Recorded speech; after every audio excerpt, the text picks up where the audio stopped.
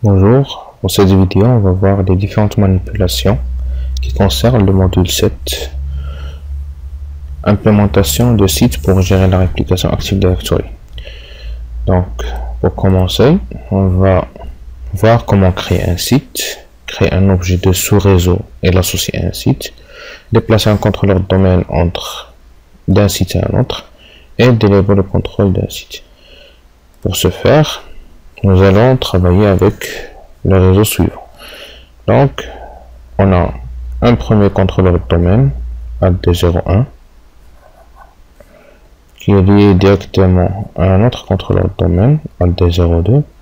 Donc, AD01, c'est le premier contrôleur de domaine de la forêt.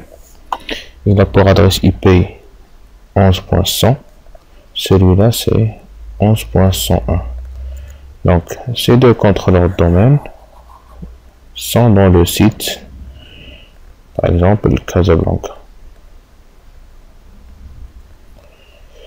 Ce site est lié à un routeur qui est lié à un site. Donc le deuxième site, c'est le site de Rabat. Voilà. Le Rabat. Où on a un troisième contrôleur de domaine, AD03. AD03 il a pour adresse IP 10.101 aussi. Pour le routeur, c'est 10.254 et 11.254. Donc, les adresses IP des réseaux, c'est 192.168.10 ou bien 11.0/24. Quoi d'autre? Donc pour notre configuration VMware, donc moi je vais utiliser VMnet 2 pour ce réseau et VMnet 3 pour ce réseau. Ça va de soi que pour que les machines communiquent entre elles, il faut qu'on configure cette adresse IP comme passerelle par défaut pour ces adresses. Donc on peut dire ici default gateway c'est 11.254 et ici default gateway c'est 10.254. D'accord? Ok. Donc on va commencer par monter le contrôleur de domaine AD02. On y va. Donc j'ai mon AD01 qui a l'adresse IP 11.100 où j'ai déjà mon domaine qui tourne. VSI.LAN. On a un seul contrôleur de domaine. Si on va sur la console site et services Active Directory, on va trouver qu'il y a le premier site par défaut qui est configuré au montage du domaine. Donc on a le contrôleur de domaine par défaut AD01 qui est là dans le site par défaut. Donc rien de spécial. On va sur AD02. On va configurer le serveur DNS sur le premier contrôleur de domaine. C'est 11.100. Comme ça, quand on voudra l'intégrer au domaine comme contrôleur de domaine, on ne trouve pas de problème. Donc DC promo. Bien sûr, si vous avez cloné vos machines, il faut utiliser le new SID pour changer le SID. Donc c'est un contrôleur de domaine additionnel dans un domaine existant. Donc username c'est administrateur. Le mot de passe habituel. Et le domaine c'est VSI.LAN. Ici on va prendre VSI.LAN. Suivant. Le mot de passe de restauration. Et on laisse mouliner. D'accord? On va voir que le contrôleur de domaine, il va être déposé directement dans le site par défaut. pas de problème. AD03 aussi, on va l'intégrer au domaine. Donc on va commencer par configurer l'adresse IP du DNS 11.100. ok, donc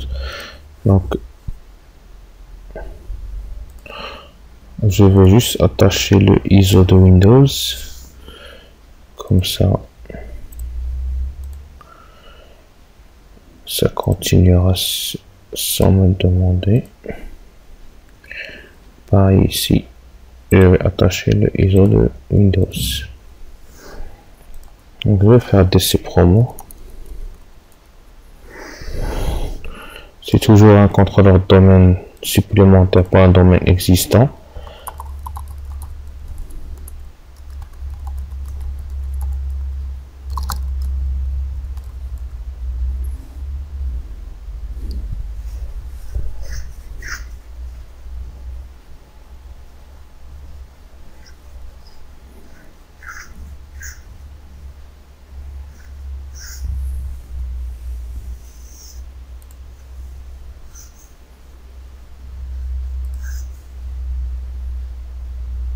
Bon, ça tarde un peu.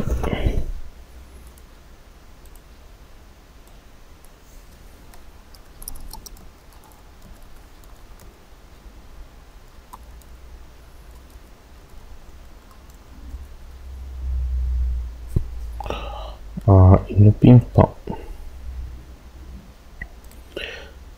D'accord. Ce que j'ai configuré, il n'y a pas de passerelle ici.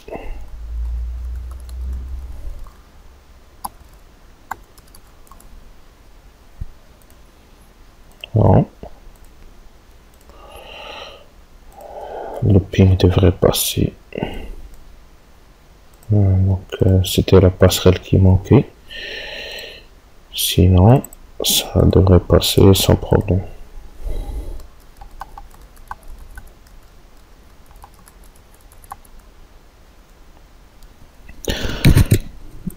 Pour le routeur, je vous rappelle que vous pouvez activer le routage avec le service Routing and Remote Access qui est déjà installé. Il faut juste le configurer avec le routage LAN, ni plus ni moins.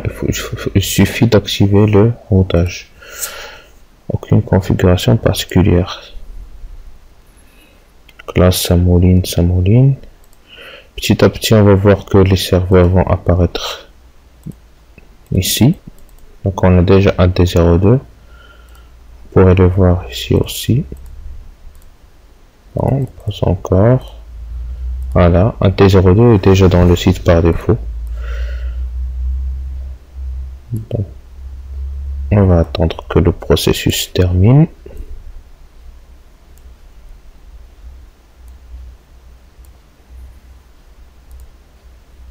Et on reviendra.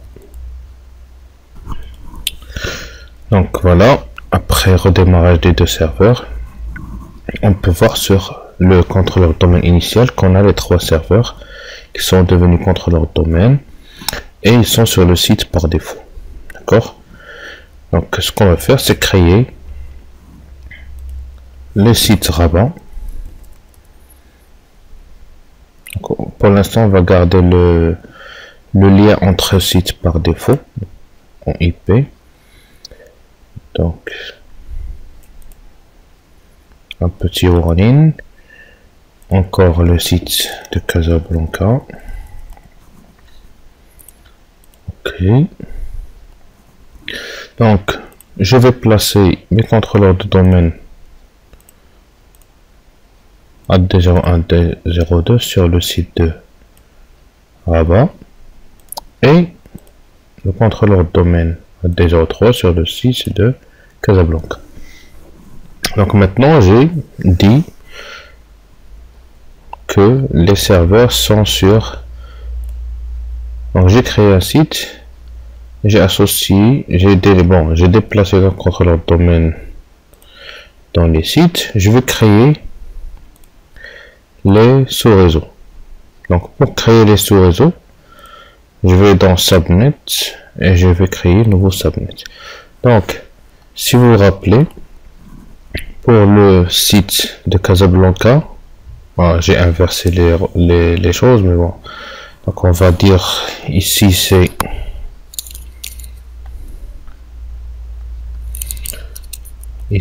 Casablanca.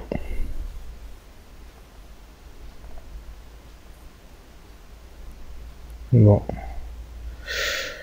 Ici, c'est Rabat. Et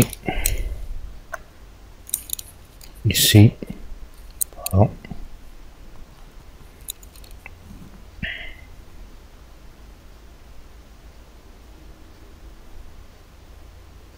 Ici, c'est Casa. Donc, on a le sous-réseau 11 pour Rabat et le sous-réseau 10 pour Casa. On revient ici. On va créer le sous-réseau 11 pour Rabat. Donc, on l'a associé à Rabat. Et créer le sous-réseau 10 et l'associer à Casablanca. Et c'est tout. Donc on a dit que les serveurs qui sont sur Rabat, ils ont le réseau 11. Les serveurs qui sont sur Casa, ils sont dans le réseau 10. D'accord?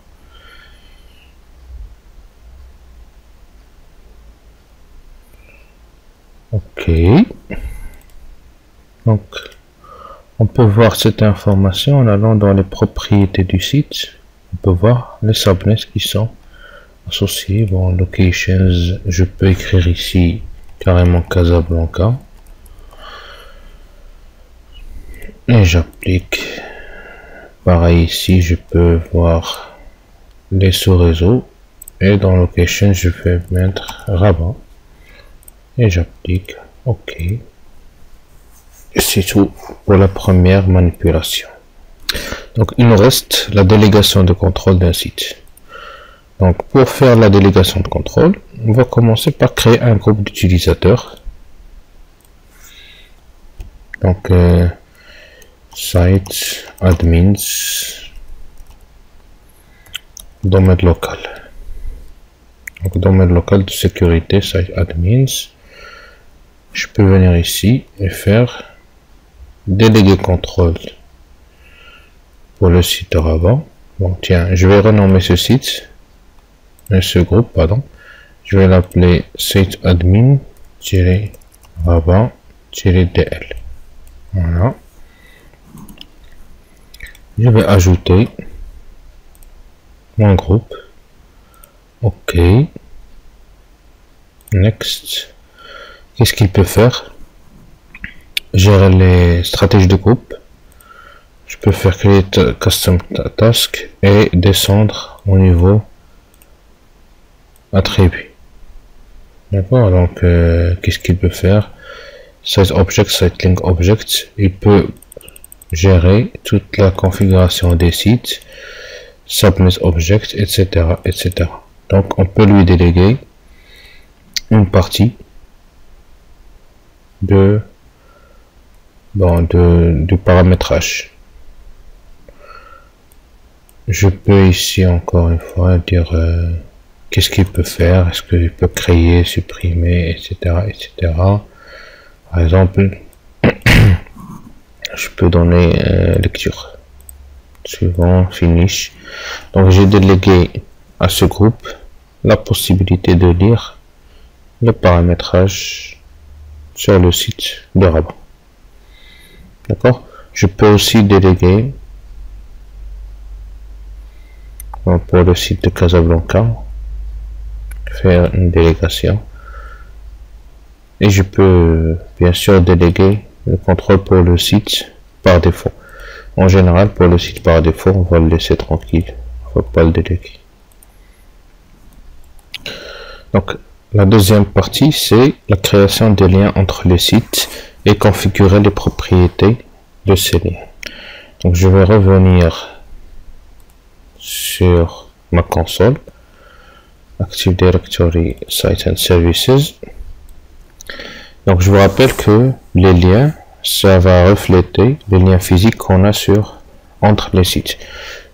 On a déjà dit que pour le protocole, ça peut être RPC ou bien SMTP. Donc pour RPC, c'est ce qui est noté ici IP. Sinon c'est SMTP. Donc par exemple, je vais créer un nouveau site, un nouveau lien entre sites en utilisant le protocole IP. Vous remarquez qu'il y a déjà un default site IP site link. On va le laisser tranquille encore une fois. Donc clic droit sur IP et New Site Link. Donc je vais l'appeler Rabat Casa. Donc choisir quel site il va lier. Donc vous remarquez que je peux sélectionner plusieurs sites avec la touche contrôle et je fais ajouter. OK. Donc là j'ai créé ainsi un lien IP entre le site de Casa et Rabat. Je peux faire propriété, régler le coût de ce lien. Par exemple, là j'ai le lien par défaut, ça pourrait être un lien, une numérotation à la demande, RNIS si on veut, et le lien que je viens créer, c'est le lien, par exemple, liaison spécialisée à 2 mégabits par seconde. Si je veux préférer le lien que je viens de créer, je vais lui donner un coût qui est moindre. Par exemple, je vais mettre 50, quelque chose qui est inférieur à 100 dans tous les cas. Et la réplication, c'est par exemple ici par défaut c'est 3 heures, je peux mettre 30 minutes. Donc chaque 30 minutes, je vais faire une réplication à travers ce lien. Je peux changer la programmation. Par exemple, si je dis, bon, samedi, dimanche, j'ai pas besoin de répliquer, je vais sélectionner le champ samedi, dimanche et choisir Replication Not Available. Je pourrais dire, je ne réplique pas en heure de travail, de 8h à 18h, ou bien de 8h à midi, et là, on va faire matin et après-midi, pas de réplication. Donc, je ne réplique que le soir et entre midi et 2. C'est un peu bizarre, mais c'est juste pour l'exemple. Et j'applique OK. Et j'ai mon lien de site entre Casa et Rabat. Voilà. Donc ça, c'était les propriétés de lien de site. La troisième manipulation concerne le pontage. Donc je vous rappelle que pour le pontage, c'est quand on a plusieurs sites qui sont liés entre des liaisons et qu'on veut avoir un lien qui est implicite pour passer d'un site à un autre. Bref, donc on va commencer par désactiver le pontage par défaut et on va créer un pont manuellement. Donc toujours sur ma console, en fait, je vais prendre le protocole pour lequel je veux désactiver le pontage. Propriété, il y a une case à cocher, Bridge All Site Links. Je vais décocher et j'applique. Donc par défaut, il n'y aura pas de pontage entre liens de site. Supposons que je veux créer moi-même manuellement un pontage. Donc je vais faire clic droit encore une fois. Cette fois, New Site Link Bridge 1. Et là, on a créé un bridge entre ces deux liens. Ok. Donc, la manipulation qui suit, c'est la création du tête de pont. Donc, le bridgehead. Donc, je vous rappelle que quand on a deux sites avec plusieurs contrôleurs de domaine dans le site,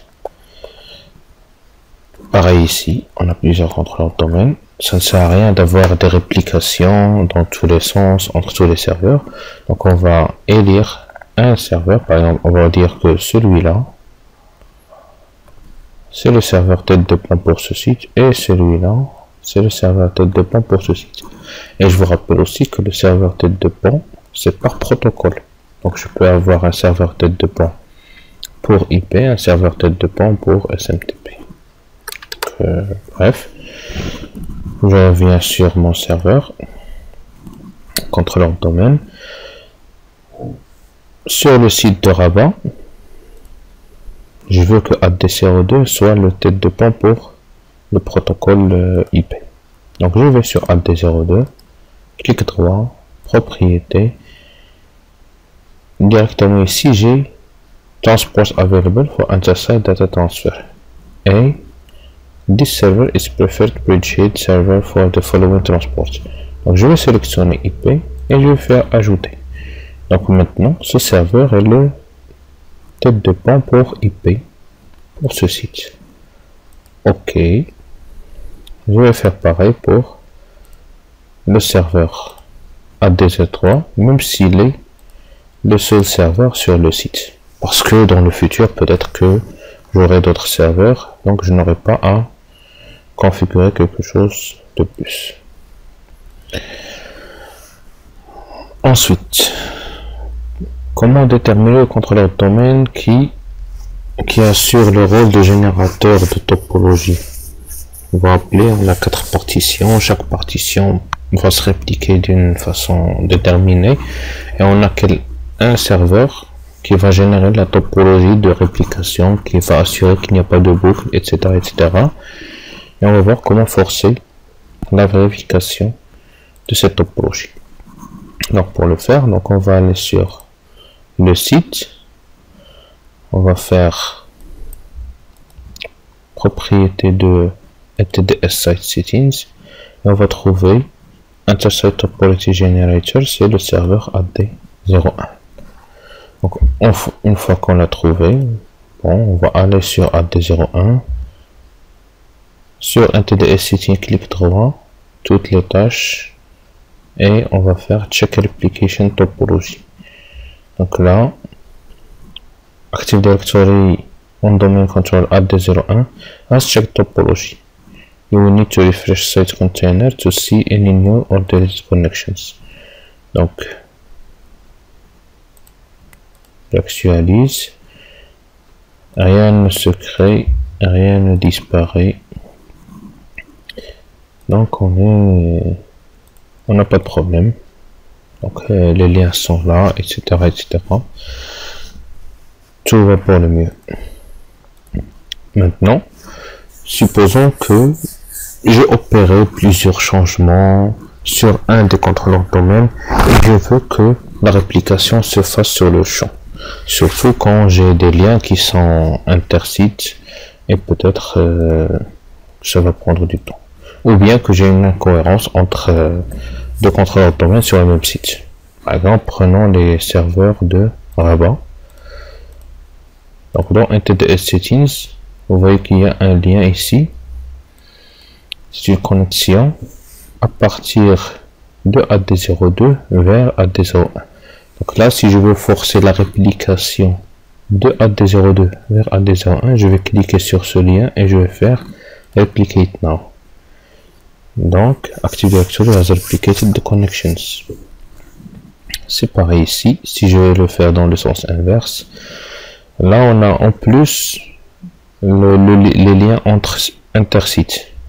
J'ai le lien AD01 vers AD02 que je peux répliquer. Et je peux répliquer entre les sites. D'accord, donc ça c'est plus probable qu'on le fasse que pour le lien entre les serveurs du même site. Je vous rappelle que quand je suis dans le même site, la réplication intersite c'est 15 secondes après le changement, il y a la notification des partenaires, etc. Mais entre sites, on doit attendre la fréquence. Donc ici on avait mis 3 heures ou 30 minutes, c'était 3 heures par défaut, on a mis 30 minutes. Mais si je ne veux pas attendre 30 minutes, je vais répliquer de cette façon. Je vais forcer la réplication sans attendre les 30 minutes. Donc pour la suite, on va parler de 3 utilitaires, très importants aussi. On a RepMon comme Replication Monitor. On a Admin et on a TC diag. Donc on va installer support tools qui est le même dossier dans i386 dans le CD de Windows. D'accord, donc on va sur le CD de Windows, support tools. Bon, j'accepte, suivant. Donc les support tools, vous pouvez les installer sur n'importe quelle machine, qu'elle soit dans le domaine ou pas, pourvu que pardon, il faut que ce soit dans le domaine, mais il faut pas que c'est pas nécessairement un contrôleur de domaine. Bien sûr, pour exécuter quelques commandes, vous aurez éventuellement besoin des droits admin, et ça c'est gérable, même si vous êtes sur un autre serveur que le contrôleur de domaine.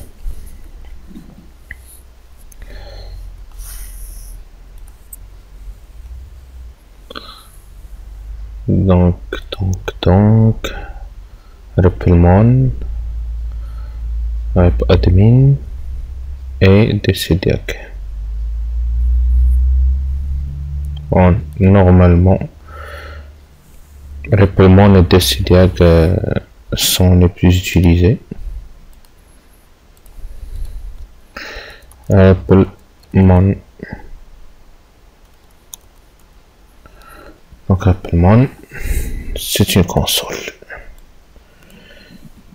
Monitor servers. Je veux monitorer quel serveur. Je peux sélectionner ce bouton. Dans le domaine principal LAN, je veux superviser le serveur AD01 ou AD02, AD03 comme je veux. Finish. Donc rappelez-vous des partitions. J'ai la partition configuration, j'ai la partition schéma et la partition domaine. Donc, la partition domaine, donc vous voyez que j'ai le USN, c'est le numéro de série de la mise à jour. Donc le USN c'est 14087. Quand il y aura une mise à jour, par exemple, je vais ici mettre toutes les 3 secondes, il va essayer de vérifier ce qu'il y a une mise à jour. Donc, à chaque mise à jour, l'USN va être incrémenté. D'accord? Supposons que je suis sur AD02 et je vais créer un compte d'utilisateur.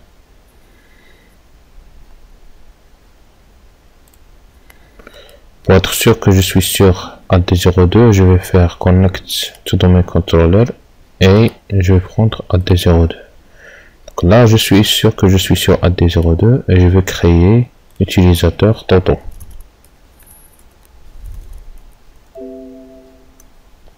Pardon.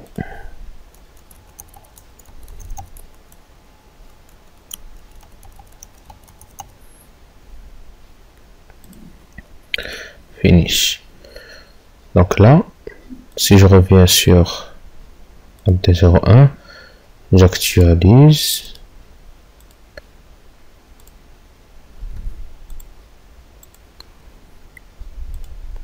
Voilà, donc le changement est notable ici.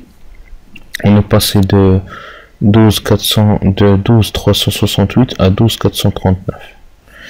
D'accord, donc on l'a noté sur AD02 plutôt que sur AD01.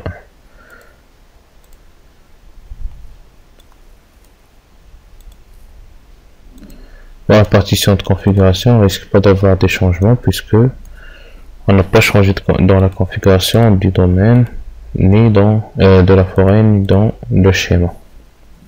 D'accord. Donc vous pouvez faire beaucoup de choses avec le replemon. Donc analyse des comptes tentatives de réplication échouées, recalculer la topologie, voir les informations, etc., etc. Donc vous pouvez manipuler l'outil comme vous voulez. Notre commande, c'est rep admin. Donc rep admin, donc vous pouvez avoir plein d'informations à propos de votre application et même configurer des paramètres. On va prendre un exemple qui est plutôt simple.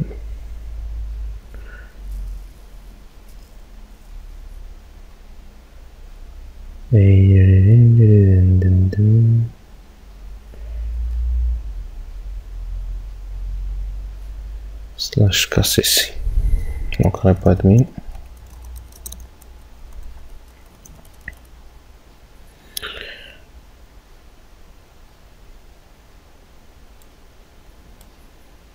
Vous voyez, on a vérifié la topologie de réplication, ou bien la consistance de la topologie de réplication, juste en lançant rep admin slash KCC. Bien sûr, ça pourrait être utile si on est en train de faire par exemple du scripting. On lance des scripts pour vérifier que tout se passe bien. Mais sinon, vous pouvez essayer d'autres possibilités de configuration. Donc, je vais me mettre sur batterie avant, sur secteur avant que ça s'éteigne et je reviens. Donc, le dernier utilitaire, c'est DCDiag. Donc celui-là est le plus intéressant à mon sens parce que on va pas seulement l'utiliser pour la réplication, mais ça va servir pour tous les diagnostics de communication entre contrôleurs de domaine, entre serveurs, etc. Bon, par exemple, /1 DCDiag /1. Vous voyez défiler des tests, beaucoup de tests. Tests de réplication, tests de sécurité, tests NetLogons, advertising, knowledge of role holders. Donc, est-ce qu'on peut déterminer qui détient quel rôle, read manager, machine account, les services, etc., etc. KCC event. Donc, en l'occurrence pour la réplication.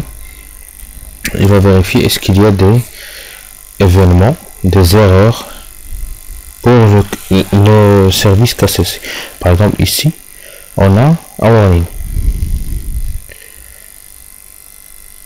D'accord, donc là, on a un warning, donc il a imprimé sur le serveur AD02, bien qu'on ait lancé la commande sur AD01, il nous sort l'erreur pour AD02, Replication Latency Warning. Donc il y a une certaine latence dans la réplication, mais c'est juste un warning, donc quelque part si c'est bénin, il n'y a qu'un seul, il n'y a pas beaucoup d'occurrences, on peut ignorer.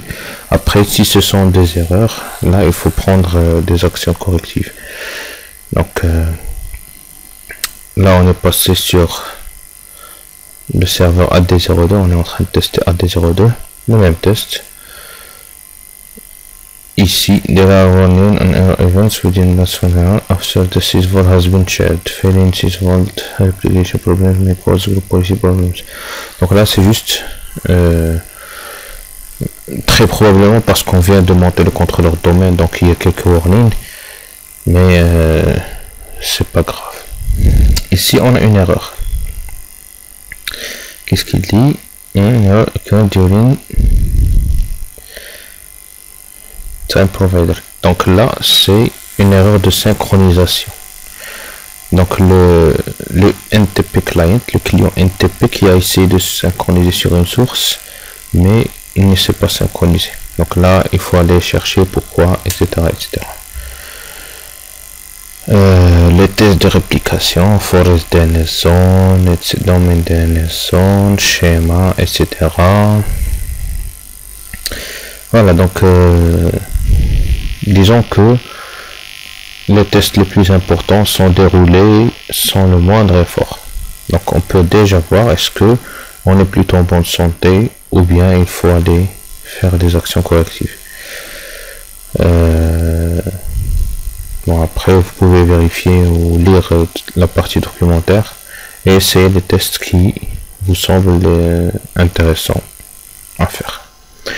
Voilà donc pour les manipulations de ce chapitre. Bon courage.